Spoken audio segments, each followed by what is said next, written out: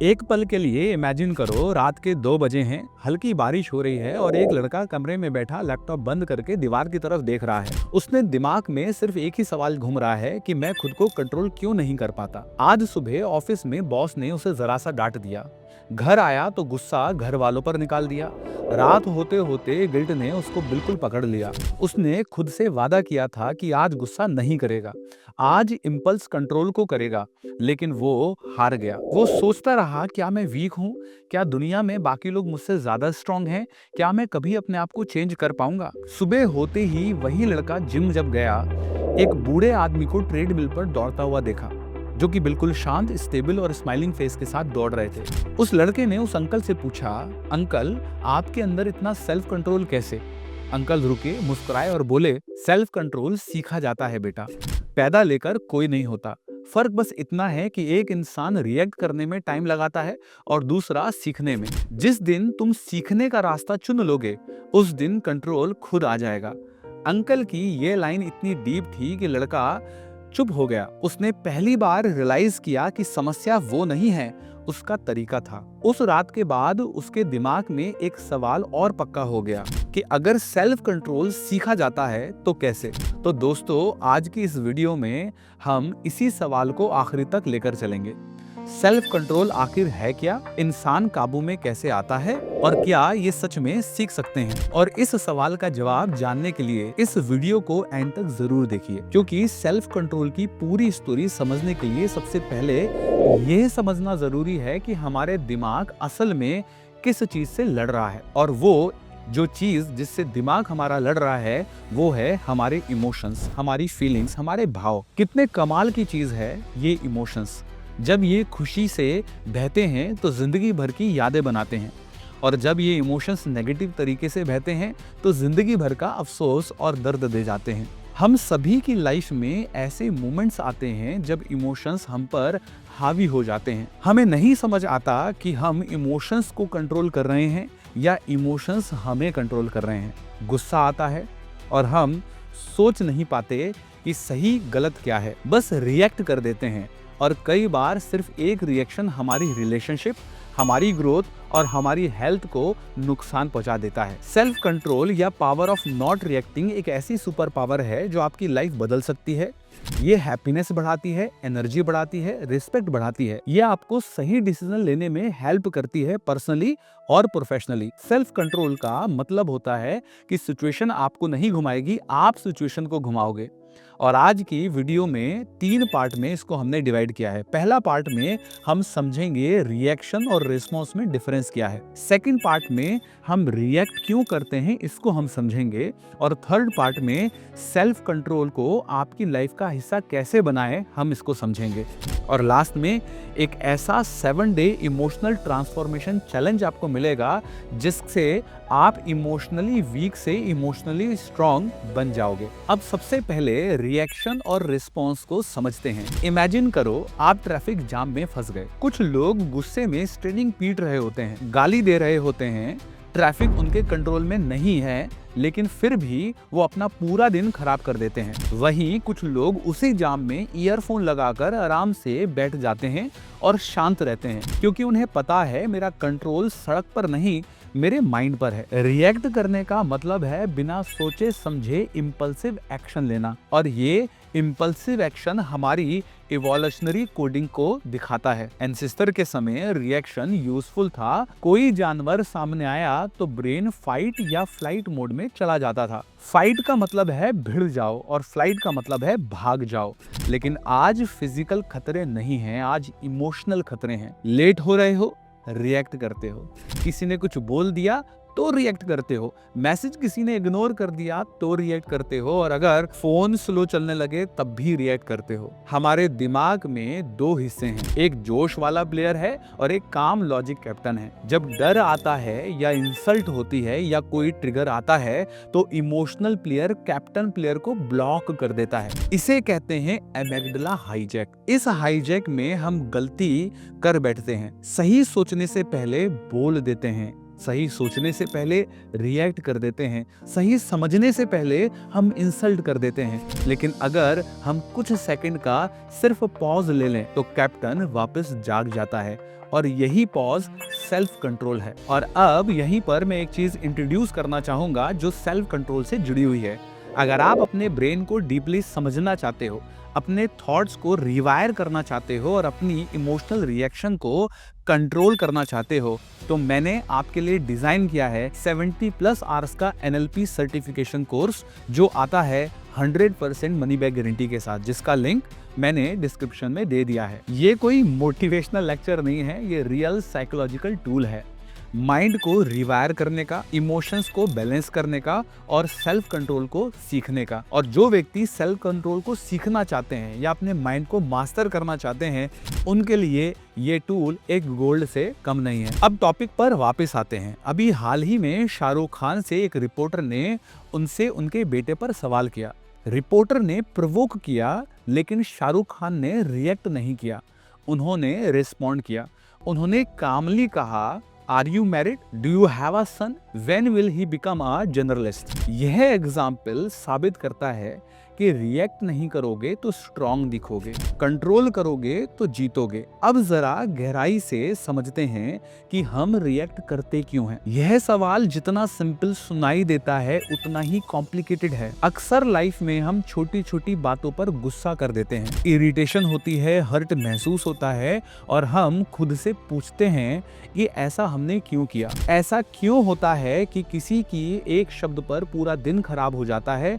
क्यों कभी किसी के मैसेज की एक छोटी सी लाइन इंसल्ट जैसी लगती है? कई बार किसी सिंपल फीडबैक से ईगो टूट जाती है। असल में रिएक्शन उस स्थिति पर नहीं होता, रिएक्शन हमारे अंदर चल रहे इमोशनल सिस्टम पर होता है। यही जगह सेल्फ कंट्रोल की असली शुरुआत होती है। इमेजिन करो कि तुम काम कर रहे हो और फोन बजता है, कोई रूड मैसेज आता है और कोई हार्श टोन में बात करना शुरू करता है, कोई छोटी सी कमेंट गलत जगह पर लग जाती है। और इंटरेस्टिंग बात यह है कि इससे पहले कि तुम समझ पाओ कि जवाब क्या देना चाहिए, दिमाग रिएक्ट कर चुका होता है, बॉडी गर्म पड़ जाती है, हार्ट रेट तेज हो जाता है और माइंड फास्ट चलने लगता है और अचानक से मूड गिर जाता है। रिएक्शन इतनी तेज होती है कि लॉजिक का मौका ही नहीं मिलता, दिमाग तुरंत फाइट फ्लाइट मोड एक्टिवेट कर देता है। यही रीजन है कि बिना सोचे समझे शब्द निकल जाते हैं, गलत रिएक्शन हो जाते हैं और बाद में हम रिग्रेट कर बैठते हैं, सोचते रहते हैं कि यार ये मैंने बोल ही क्यों दिया, ये मुझे नहीं बोलना चाहिए था। साइंटिफिक लैंग्वेज में हम इस प्रोसेस को एमिग्डाला हाईजैक कहते हैं, यानी दिमाग का इमोशनल हिस्सा लॉजिकल हिस्से को पीछे ढकेलने लगता है। इमोशंस की आग पहले जलती है और लॉजिक की रोशनी बाद में आती है। अगर कोई व्यक्ति आपको इंसल्ट कर दे, गलत टोन में बात कर दे या आपकी उम्मीद से उलट कोई बिहेवियर कर दे, तो रिएक्शन नेचुरल लगता है, लेकिन रिएक्ट करने का डैमेज बहुत बड़ा होता है। चाहे करियर हो, रिलेशनशिप हो, रिस्पेक्ट और मेंटल पीस, सब पर इसका असर पड़ता है। सेल्फ कंट्रोल का मतलब इमोशंस को दबाना नहीं, बल्कि इमोशंस को समझकर उसके ऊपर कंट्रोल पाना है। कई लोग सोचते हैं कि सेल्फ कंट्रोल का मतलब है रोको, दबाओ और उसको इग्नोर करो, लेकिन सच ये है कि इमोशंस को दबाने से वो अंदर ज्वालामुखी जैसा इकट्ठा हो जाता है और फिर अचानक से एक्सप्लोड हो जाता है। सेल्फ कंट्रोल का असली मतलब है इमोशन को महसूस करो, समझो और फिर रिस्पॉन्स दो। हमारी लाइफ में हर किसी को एक ऐसा इंसान याद होगा जो हर छोटी बात पर रिएक्ट करता है। ट्रैफिक में गाड़ी अटक जाए तो स्टीयरिंग पर हाथ पटकता है, रिप्लाई लेट मिले तो इरिटेट हो जाता है, कोई गलत मजाक कर दे तो लड़ाई करने लगता है। फिर यही इंसान अगले दिन रिग्रेट करता है, यार मैं कुछ ज्यादा ही बोल गया। रिएक्शन दर्द देता है, रिस्पॉन्स पावर देता है।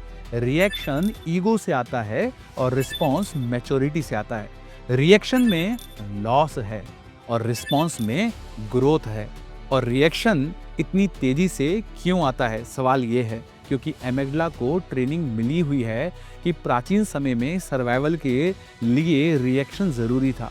खतरा दिखते ही भाग जाना, हमला देखते ही लड़ जाना, यह ब्रेन का पुराना रीप्रोग्रामिंग पैटर्न है। आज फिजिकल खतरा नहीं है, आज इमोशनल खतरा है। Heart break, insult, rejection, comparison, insecurity, ये सब रिफ्लेक्ट होते ही रिएक्शन ट्रिगर कर देता है। अब बड़ा सवाल ये है, हमारा रिएक्शन का आधार प्रेजेंट नहीं पास्ट होता है।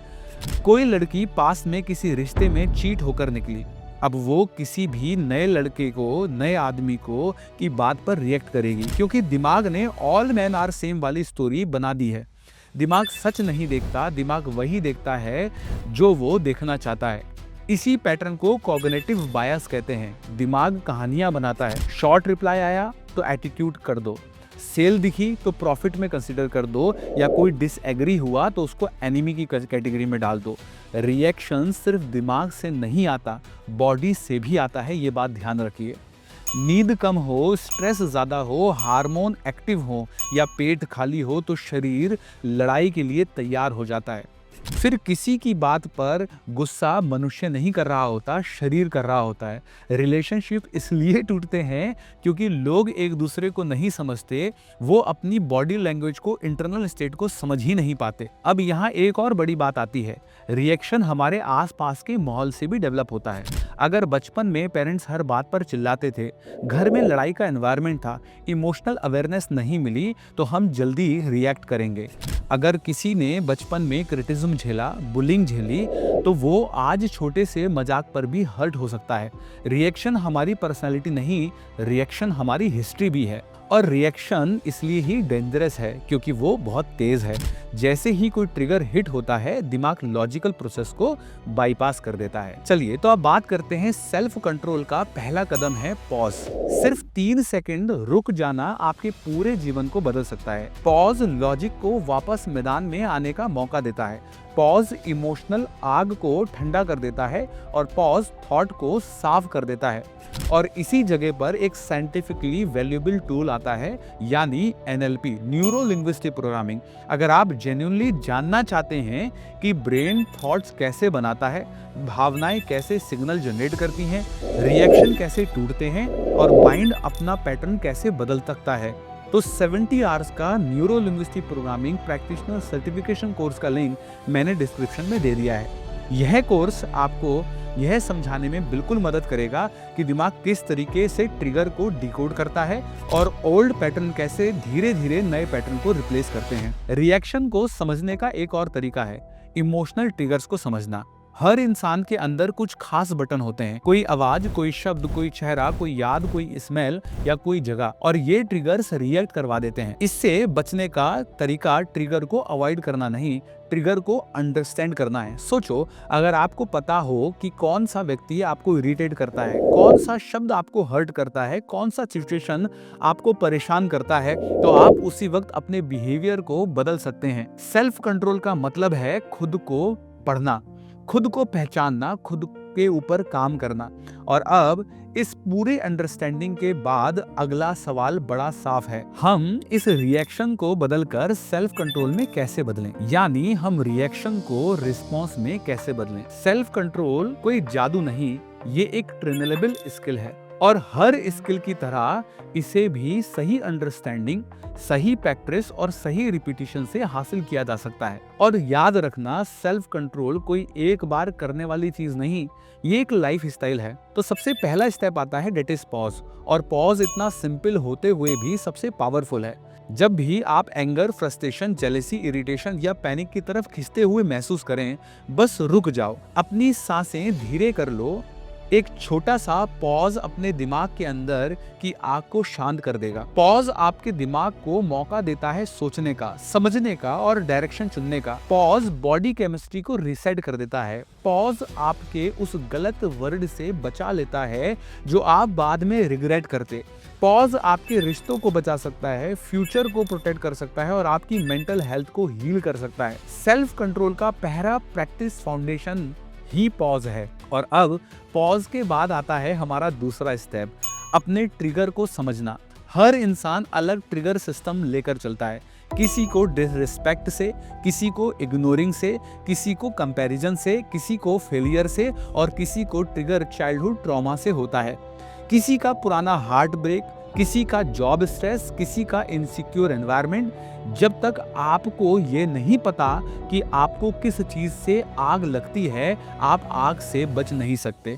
और जब तक आप अपने ट्रिगर की पहचान नहीं कर लेते, सेल्फ कंट्रोल अधूरा है। ट्रिगर पहचानने के लिए एक सिंपल सी एक्सरसाइज है। अगली बार जब भी आप रिएक्ट करने लगे, खुद से पूछो, मुझे इस बात से प्रॉब्लम क्यों हुई? मेरी ऐसी कौन सी उम्मीद थी जो टूट गई? क्या सच में यह बात इतनी बड़ी थी? यह सवाल दिमाग को खुला रखता है, और जब माइंड ओपन हो जाता है, रिएक्शन कमरे से निकल जाती है।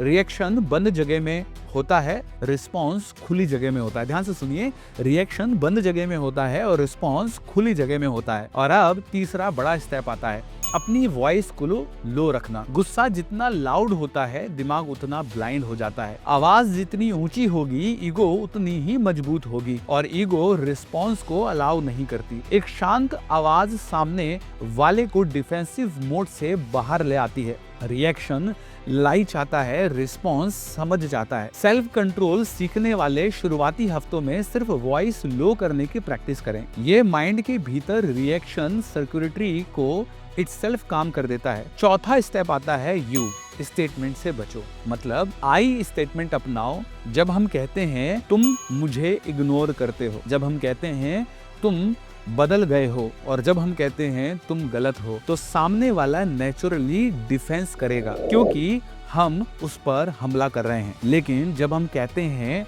मुझे हर्ट फील हो रहा है, मुझे अकेलापन लगता है, मुझे लगता है कि मेरी बात सुनी नहीं जा रही है, तो सामने वाला सुनने लगता है। रिएक्शन टूट जाता है, कनेक्शन बन जाता है, और यह कम्युनिकेशन सिर्फ रिलेशनशिप नहीं बचाता, ये सेल्फ कंट्रोल को इनसाइड से स्ट्रॉन्ग करता है। और अब पांचवा स्टेप आता है पर्सपेक्टिव एक्सपेंड करना। सोचो, अगर किसी ने रोड पर गाड़ी कट मारी, आप गलती निकालें या आप खुद से पूछ लें, क्या ये 5 साल बाद इंपॉर्टेंट होगा? यह सवाल रिएक्शन की आग बुझा देता है। पर्सपेक्टिव लाइफ की सबसे बड़ी दवा है। जिसने पर्सपेक्टिव सीख लिया, उसने रिएक्शन को हरा दिया। सेल्फ कंट्रोल के लिए एक और जरूरी एस्पेक्ट है, माइंड अवेयरनेस जर्नलिंग। हर रात 5 मिनट बैठकर लिखो कि दिन में कहाँ रिएक्ट किया, किसने हर्ट किया, किस सिचुएशन में इमोशन हाई हुआ, कहाँ पॉज किया, कहाँ फेल हुआ, और 1 हफ्ते बाद यह नोट्स आप खुद पढ़ो। आपको खुद पर शॉक लगेगा, मैं रिएक्ट किस किस अनइम्पॉर्टेंट चीजों पर कर रहा था। जर्नलिंग आपको मिरर दिखाता है। सेल्फ कंट्रोल बिना सेल्फ अवेयरनेस के बिल्कुल भी संभव नहीं है, एकदम इम्पॉसिबल है। और अब आता है सबसे powerful daily practice, breathing reaction को काटती है। 4-4-6 ब्रीदिंग टेक्निक, मतलब 4 सेकंड तक इनहेल करना, 4 सेकंड तक होल्ड करना और 6 सेकंड तक एक्सहेल करना। मतलब 4 के काउंट तक आप इनहेल करें, 4 के काउंट तक उसको होल्ड करें और 6 के काउंट तक उसको एक्सहेल करें। 3 बार यह करने से दिमाग रिबूट हो जाएगा। रिसर्च कहती है कि कंट्रोल ब्रीदिंग शरीर के अंदर एड्रेनलिन को गिरा देती है, और वही एड्रेनलिन रिएक्शन ट्रिगर करता है। मतलब ब्रीदिंग सेल्फ कंट्रोल का सबसे इमीडिएट तरीके से कम करने वाला टूल है। एक और चीज, खुद को पढ़ना सीखो। दुनिया की सबसे शक्तिशाली किताब कोई धार्मिक ग्रंथ, कोई मोटिवेशनल बायोग्राफी या कोई वैज्ञानिक मैनुअल नहीं, सबसे बड़ी किताब हम खुद हैं। आप खुद को पढ़ लोगे, खुद को जान लोगे, रिएक्शन खत्म हो जाएगा, क्लैरिटी शुरू हो जाएगी। अब इंपॉर्टेंट बात, सेल्फ कंट्रोल इमोशनल टफनेस नहीं, सेल्फ कंट्रोल इमोशनल इंटेलिजेंस है। इसका मतलब आप इमोशनल लेस नहीं बनते, आप पावरफुल बनते हो। और अब आता है वह आंसर जिससे स्टोरी की शुरुआत में सवाल के रूप में रखा था, क्या सेल्फ कंट्रोल सीख सकते हैं? जवाब है बिल्कुल हाँ। सेल्फ कंट्रोल सीखना उतना ही पॉसिबल है जितना कोई लैंग्वेज सीखना, बस डेली प्रैक्टिस करनी है। छोटी जीतें और खुद पर भरोसा चाहिए। कोई भी इंसान कंसिस्टेंट सेल्फ कंट्रोल प्रैक्टिस करे तो दोस्तों यकीन मानिए उसकी पूरी पर्सनालिटी, सक्सेस, अर्निंग और रिलेशनशिप बदल जाएगा। और सबसे खास बात, जब आप सेल्फ कंट्रोल सीख जाते हैं, आप सिर्फ गुस्सा कंट्रोल नहीं करते, आप डिजायर कंट्रोल करते हैं, डिस्ट्रैक्शन कंट्रोल करते हैं, हैबिट कंट्रोल करते हैं, और यही कंट्रोल आपको एक्स्ट्रा ऑर्डिनरी बनाता है। और अब आते हैं आपका 7 डे चैलेंज पर। अगली 7 रातों तक हर दिन 3 चीजें लिखना है। कहाँ रिएक्ट किया, क्यों रिएक्ट किया, और अगली बार पॉज कैसे कर सकते हैं। बस इतना कर लो और आप अगले हफ्ते खुद अपने दिमाग के अंदर फर्क महसूस करेंगे। दोस्तों, अगर इस वीडियो ने आपको हेल्प किया हो, अगर आज आपको लगा कि सेल्फ कंट्रोल आपके फ्यूचर को बदल सकता है, तो इस वीडियो को लाइक जरूर करें, शेयर करें और चैनल को सब्सक्राइब जरूर करें। और कमेंट तो हर हाल में करो, क्योंकि आज का सवाल वही है जिस पर अगली पूरी ग्रोथ आपकी डिपेंड करती है। आप अपनी लाइफ के सबसे ज्यादा किस इमोशन पर रिएक्ट करते हो? गुस्सा, डर, कंपैरिजन, ईगो या जेलसी या कोई और? अपना कमेंट जरूर लिखो और बताकर जाओ कि कौन सा इमोशन आप सुधारने आए हो, क्योंकि जो व्यक्ति अपने ट्रिगर को पहचान लेता है वो खुद को बदल लेता है। मैं डॉक्टर हिमांशु गौर, आपके दिमाग का होलिस्टिक इंजीनियर, आपसे मिलने वाला हूं अगली वीडियो में एक नई इंसाइट के साथ। तब तक रिएक्ट मत करो, सिर्फ रिस्पॉन्ड करो।